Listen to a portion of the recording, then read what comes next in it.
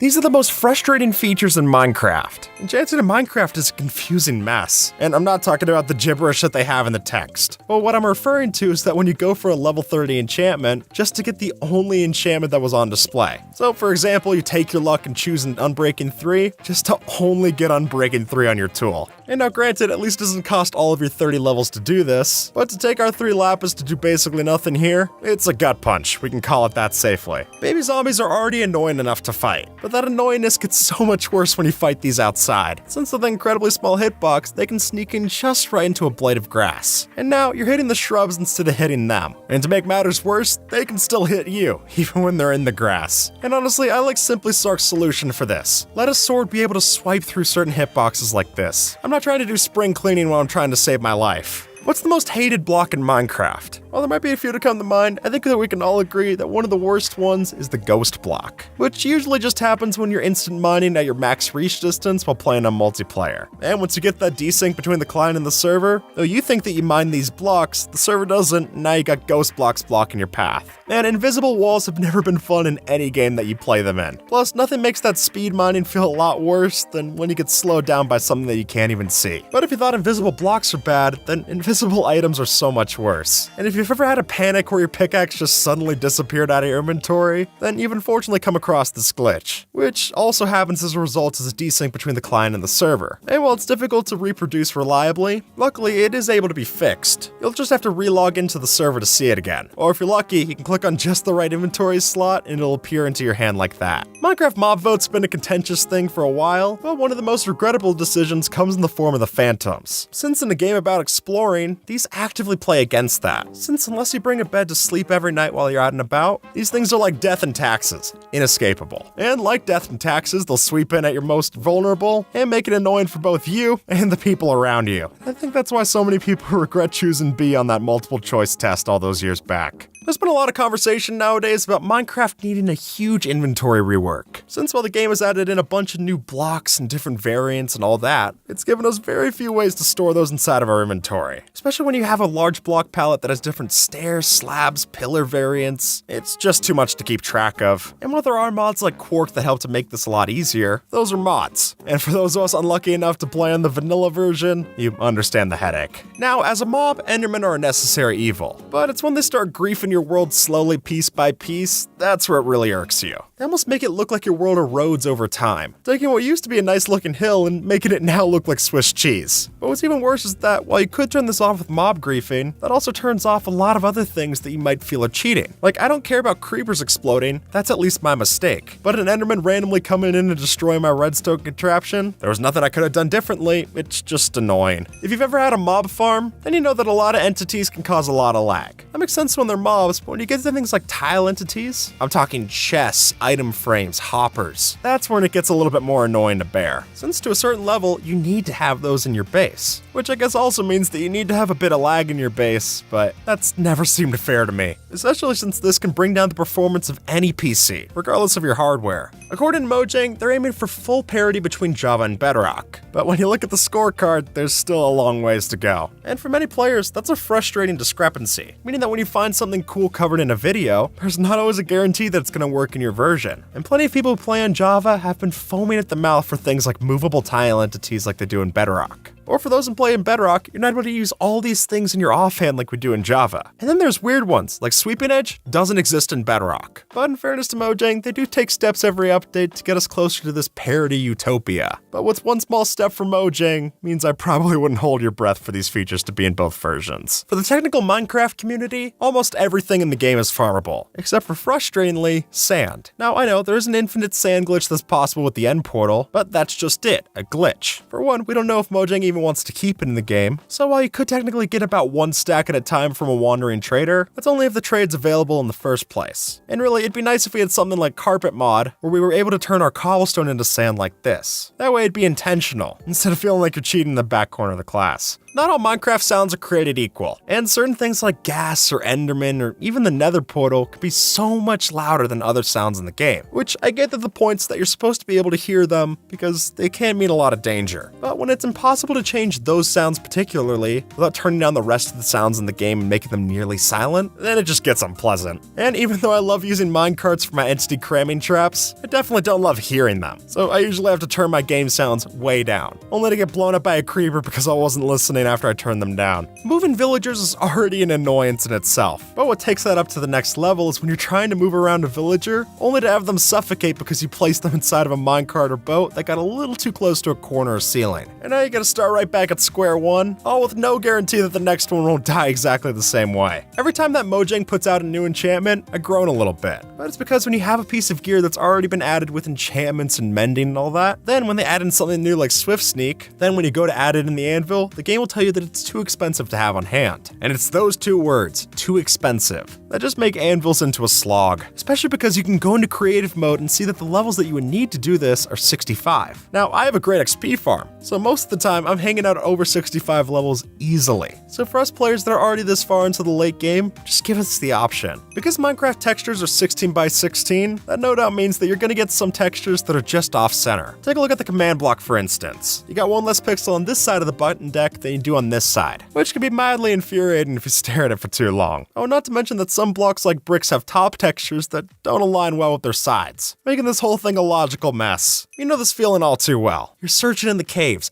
hours down in the dark, until finally, there it is, a spark of blue shining out from the cave. You go down to mine the diamond, only to find that it's just one ore in the vein. At that point, it even seems wrong to call it a vein at all. You don't even have another diamond to make yourself an enchantment table. At least that way, you'd be able to get fortune on the next diamonds that you find. All this is good for is a jukebox, which is to say, not good for anything. Did you know there's only a 1 in 100,000 chance of getting struck by lightning every tick in Minecraft? That's pretty rare, but you won't feel lucky when that lightning strikes your villager and turns it into a witch. I would have rather bought a lottery ticket if I'm being honest, especially now since I'm not able to buy anything else from the villager. And unlike a villager converting into a zombie, we can't turn them back from a witch. Nope, they're stuck this way. And to make matters worse, they're also annoying to kill. Minecraft paintings have never been particularly useful, but part of the reason for that could be that there's just no odd width paintings.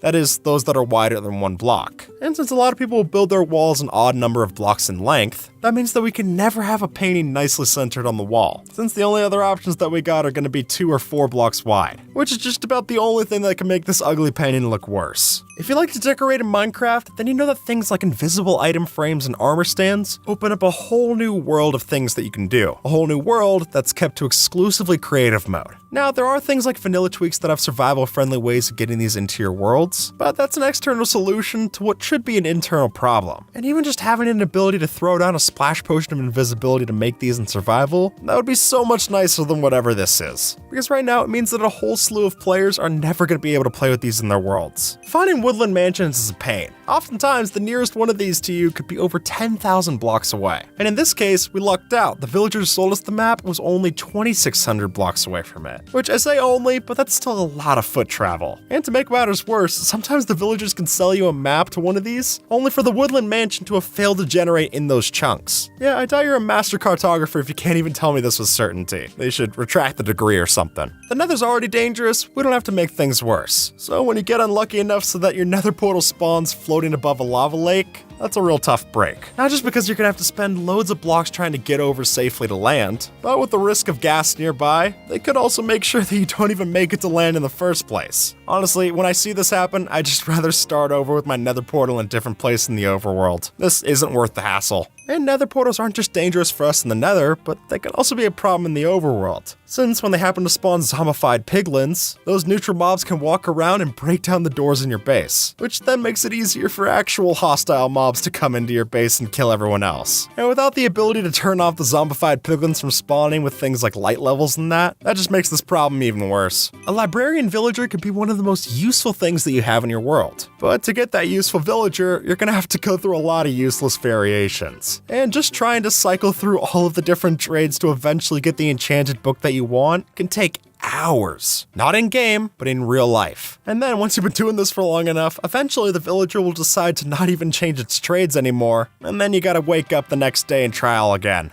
Most materials in Minecraft that can be crafted into blocks can also be crafted out of them, which makes it even more infuriating when things like nether wart blocks or blue ice can't be crafted down into their base components. Now I get it, nether wart blocks spawn on the crimson funguses that you see in these crimson forest. So if we could get nether warts from them, we wouldn't have to get them from a nether fortress. But then it just makes it insulting that you can craft these in the first place. And suddenly, what would have been used for storing our items really just becomes a waste. What might be more annoying than your villagers dying when you're trying to move them is when you come across a path like this. Since even though a path block is only 1 pixel shorter than the other blocks around it, that slight change means that the boat is not able to go up the height. And now you're stuck to the path. And for a brief moment, it looked like we might have been fixed for this. But then they got patched out of the snapshots too, and now we're just back to it being a bad feature. Shulker boxes are supposed to help out inventory management, but when you have empty shulker boxes, you're actually better off just storing them like this in their uncrafted parts, since empty shulker boxes just do not stack. And the same goes for things like stews, minecarts, even enchanted books of the same type. And it would be such a simple change to let these items stack that I really see no reason not to add these. It would greatly increase the quality of life, but as we've seen through the video, hated features don't really do a good job at doing that. And with that, folks, YouTube thinks that you might like this video, so see if they're right and have a good one, alright?